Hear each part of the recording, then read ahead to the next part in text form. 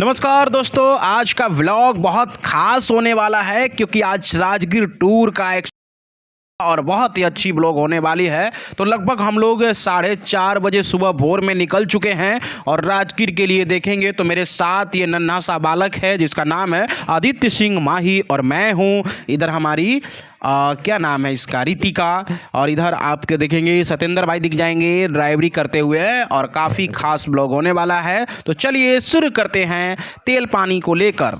अब गाड़ी चलेगी तो भाई उसको खाने के लिए व्यवस्था भी किया जाएगा। तो हमने सीएनजी का व्यवस्था किया, कोई यहाँ पे पंप पे था नहीं, बुलाया गया और व्यवस्था किया गया। फिर उसके बाद हमारी गाड़ी जो है आगे रास्ते में चल पड़ती है और लगभग ये विशाल काया क्लाप जो है वो पहाड़ जो है हम लोगों को पहली बार इधर दिखा तो लगा कि नहीं इसको वीडियो बनानी चाहिए और बच्चों को दिखानी चाहिए। बाकी ये बांस की डिज़ाइन आप देखेंगे तो बेहद खूबसूरत बांस है। खास करके देखे तो WB यानी वेस्ट बंगाल का बांस है। बहुत शानदार बांस लगा मेरे को। अगर गाड़ी रुकती तो मैं इसकी भी वीडियो बना लेता, लेकिन नहीं, हम लोग को सफ़र में आगे भी जाना था और सीधे सफ़र की ओर निकलते हैं। बहुत ही सुहाना मौसम के साथ गाड़ी में कपकपाती ठंड में हम लोग निकल जाते हैं। फाइनली दोस्तों हम लोग राजगीर में प्रवेश कर चुके हैं। राजगीर महोत्सव का बोर्ड भी दिख गया क्योंकि उस समय मेला लगा हुआ था। और अब हम चलते हैं गर्म कुंड की ओर। सबसे पहली शुरुआत वहीं से होती है। लोग नहा धोआ कर उसके बाद पहाड़ की यात्रा कहे या फिर अलग अलग जगहों पर घूमने की यात्रा बनाते हैं हम लोग। तो फिलहाल गर्म कुंड में हम लोगों का स्नान जो है वो हुआ। स्नान की देखिए टाइम की बचत बहुत कम हो पाती है तो हमने जल्दी से पहाड़ पर चढ़ने की स्टार्ट कर दिया है। दरअसल रोपवे का उपयोग नहीं करके एक खंडहर वाली रास्ते को हमने चुना, बल्कि सीढ़ियां भी नहीं बल्कि खंडहर जैसी रास्ता थी, जंगलों और कांटे वाली रास्ते को हम लोगों ने चुन लिया है। और फिलहाल उसी के रास्ते से कई लोग और आने लगी, कई लड़कियां आने लगी क्योंकि स्कूल की छुट्टी थी, संडे का दिन था तो स्कूली बच्चे बहुत ज़्यादा थे। और रोपवे से नहीं जाकर हम लोगों ने खंडहर चुना है। देखेंगे आप तो ये खंडहर की तस्वीर है। मैं और आदित्य, मेरे पीछे एक भगीना होगा गोल्डन, वो दिख जाएगा, गोलू है, माफ़ कीजिएगा गोलू है क्योंकि गोल्डन तो कैमरा कर रहा है। बाकी ये छोटे से बच्चे को बहुत टांग टांग कर हमको पहुंचाना पड़ा। ये रास्ता नहीं है, इस पे गिरने के बाद जो है ना स्वर्गवास लोग कर जाता है। लेकिन तस्वीर देखिए। अब हम सीधे फाइनली वहाँ पहुँच चुके हैं जहाँ हमें आना था, यानी मंजिल की ओर। मंजिल प्राप्त हो चुकी है और ये है तस्वीर वहाँ की जहाँ की तस्वीर हर लोग देखना चाहता है। इसी के लिए हम लोग पहाड़ चढ़कर आए थे। शांति स्तूप जो आप देखेंगे तो ये पूरी तरीके से गोल गुंबज है और इसके अंदर द्वार वगैरह कुछ भी नहीं है, बल्कि ये गोल गुंबज है। बाकी बुद्ध की प्रतिमा जो है वो लगी हुई है दोनों सिरे पे। दो बड़ा बड़ा बाघ का स्टैचू बनाया गया है। बाकी ये आगे का ये दृश्य है जहाँ पे लोग खड़े होकर फोटो वगैरह और तमाम चीज़ें करते रहते हैं, सेल्फी वगैरह लेते रहते हैं। ताकि यहाँ पे फ़ोटो वाले भैया ना बहुत ज़्यादा प्राइस भी कर रहे थे और फिलहाल बहुत ज़्यादा लोग भी थे। एक एक फ़ोटो की 350-300 तक मतलब मांगा जा रहा था जो लंबी फ़ोटो होती। बाकी आप शांति स्तूप की ये वीडियो है। बहुत यहाँ पे पहले के ज़माने में फ़िल्म भी शूटिंग हो चुकी है, वो भी हम दिखाएँगे। ये तस्वीर देखिए शांति स्तूप के बाहर की जो ग्राउंड की तस्वीर है जहाँ पे खड़ी थी, क्या नाम था उनका, हेमा मालिनी और देवानंद की फिल्म जो है इस शूटिंग हुई थी। और ये देखिए रोपवे, इसी पे भी शूटिंग जो है हेमा मालिनी और देवानंद की शूटिंग भी हुई थी। तो सारा तस्वीर हम आपको लगा कर दिखाएंगे। बाकी हम लोग जब निकलने लगे तो उसकी तस्वीर है जहां हम लोग रोपवे पर चढ़ने के लिए आए थे, जिसे हम लोग लक्ष्मण झूला के नाम से भी जानते हैं।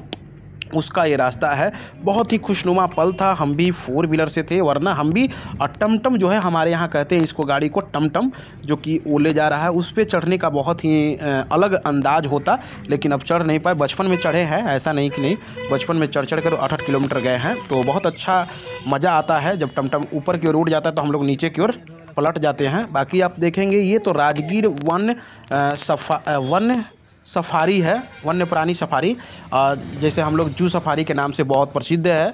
लोग देखेंगे तो ये इसका इलाका है और यहाँ से ही एंट्री गेट है आगे वाले में। इधर जो है गाड़ी को लगाया जाता है, मतलब जो आप गाड़ी लेकर गए हैं ना तो उसको अंदर में लगाइए और उससे 50 रुपया जो है चार्ज कसता है। इसलिए चलिए रास्ते में रुक कर जो है वो हमने ये क्या बबल्स जो है वो बनाना शुरू किया, उड़ाना शुरू किया। दरअसल हुआ यूँ कि बहुत लंबी जाम लगी, लगभग 1.5 घंटे तक जाम में हम फंसे रहे क्योंकि हमें जाना था राजगीर से नालंदा जाना था, जिसकी वजह से जाम में बहुत लंबी जाम लगी हुई थी, जिसकी वजह से से हम लोग फंस गए।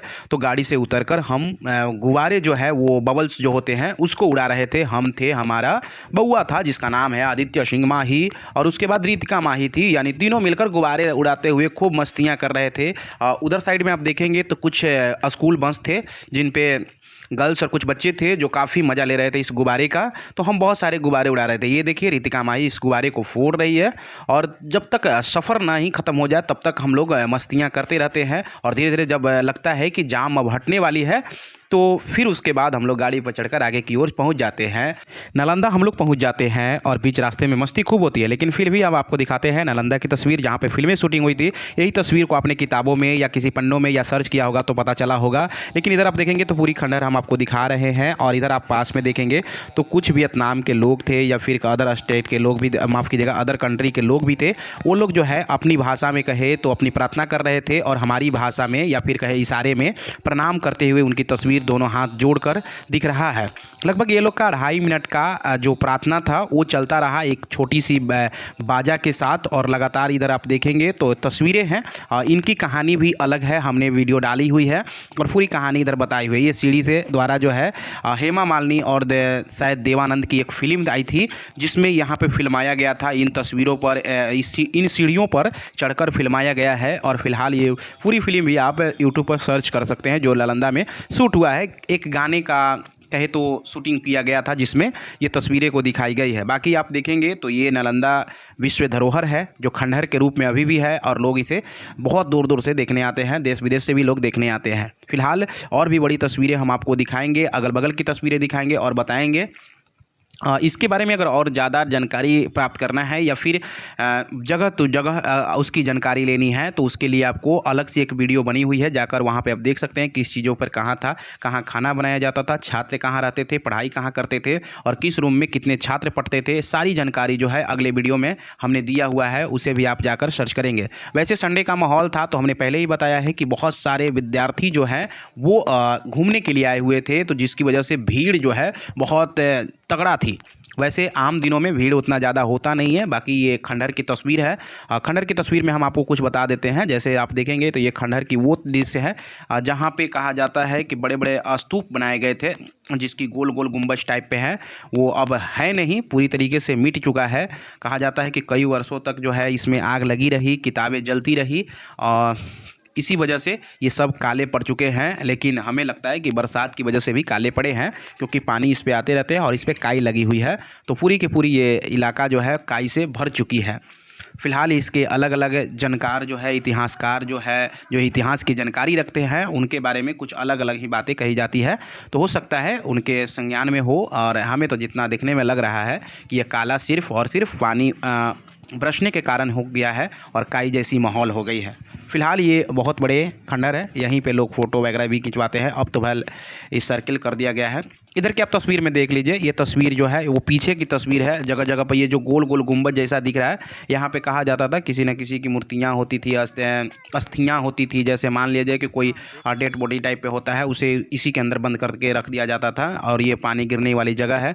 बाकी ये दीवारें हैं, ऊपर में आप देखेंगे तो पक्षियाँ बैठी हुई है। अब इस पर जाना अलाउ नहीं है, बहुत पहले अलाउ था, लेकिन अब इसे पूरी तरीके से बंद कर दिया गया है। जब हम पिताजी के समय में वहाँ पे गए थे स्कूल के द्वारा, सरकारी स्कूल के द्वारा, तो उस समय ये अलाउ था कि आप इसे अंदर में जाकर घूम सकते हैं। बाकी ये छोटी मोटी रेलगाड़ियाँ हैं, जैसे लगता है ना कि कूड़ा कचरा फेंकने वाला डब्बा बना हुआ है। लेकिन बाकी इसी में छात्र जो है वो रहते थे, और आप देखेंगे तो पूरा ये कैंपस जो है लगभग कहा जाता है कि इसमें करीब अगर कहे तो 64 या 30 या 31 के आसपास, कन्फर्म नहीं है, 31 के आसपास जो है एक कमरा हुआ करता था, जिसमें लगभग 31 में 2 बच्चे एक कमरे में रहा करते थे। ये है ऊपर की कैंपस के ऊपर की तस्वीरें हैं, जहाँ से आप देख सकेंगे।